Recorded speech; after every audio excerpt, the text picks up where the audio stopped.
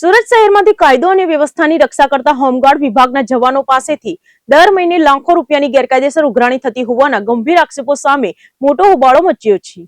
ઉચ્ચ અધિકારીઓ દ્વારા 3 થી 5 હજાર રૂપિયાની માંગ કરાતી હોવાના આક્ષેપો સાથે જવાનોમાં ભારે રોષ જોવા મળી રહ્યો છે। સુરત શહેરમાં કાયદો અને વ્યવસ્થાની સ્થિતિ વધુ મજબૂત બનાવવા અને અસામાજિક તત્વો પર કાયદાનો સકંજો કસવા માટે પોલીસ કમિશનરની સૂચનાથી અવારનવાર સ્પેશિયલ ઓપરેશન હાથ ધરવામાં આવે છે। આ અંતર્ગત સુરતના ઝોન 6 વિસ્તારમાં મોડી રાત્રે ગુનેગારોને ફફડાવી મૂકતું એક અત્યંત મોટું અને હાઈ પ્રોફાઇલ કોમ્બિંગ ઓપરેશન હાથ ધરવામાં આવ્યું હતું। ઝોન 6ના ડીસીપી સાહેબના સીધા સુપરવિઝન હેઠળ પોલીસના ઉચ્ચ અધિકારીઓ અને જવાનોનો મોટો કાફલો અચાનક રસ્તા પર ઉતરી આવ્યો હતો। આ મેગા કોમ્બિંગ ડ્રાઈવ દરમિયાન ઝોન 6 હેઠળ આવતા 2 મુખ્ય પોલીસ મથકોની ટીમો સક્રિય થઈ હતી। પિસ્તાન પોલીસ સ્ટેશન અને સચિન જીઆઈડીસી પોલીસ સ્ટેશનના ઉચ્ચ અધિકારીઓ તેમજ સર્વેલન્સ સ્ટાફના જવાનોએ એક સંયુક્ત એક્શન પ્લાન તૈયાર કર્યો હતો। બંને પોલીસ મથકોની અલગ અલગ ટીમો આધુનિક હથિયારો અને વોકી ટોકી સેટ સાથે ઉન વિસ્તારમાં પહોંચી હતી, જેના કારણે મોડી રાત્રે આખા પંથકમાં ભારે પોલીસ બંદોબસ્ત ખટકાઈ ગયો હતો। સંયુક્ત પોલીસ ટીમે ખાસ કરીને ઉન વિસ્તારમાં આવેલી અને ગુનાહિત પ્રવૃત્તિઓ માટે સંવેદનશીલ ગણાતી શાલીમાર ઝુંપડપટ્ટીને નિશાન બનાવી હતી।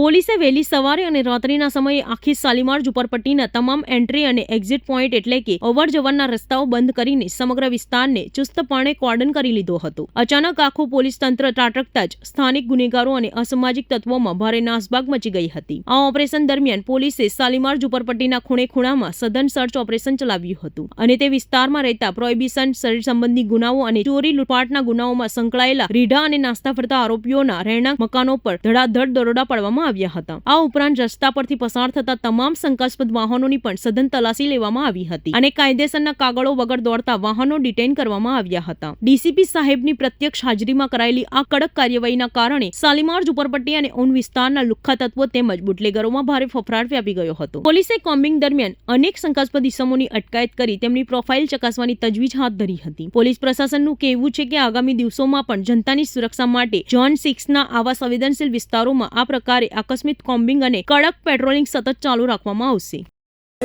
સુરત શહેર પોલીસ દ્વારા સીપી સાહેબના આદેશથી અને સેક્ટર 2 સાહેબના માર્ગદર્શન હેઠળ અત્યારે જે શાલીમાર ઝુંપડપટ્ટીમાં કોમ્બિંગનું આયોજન કરવામાં આવ્યું છે।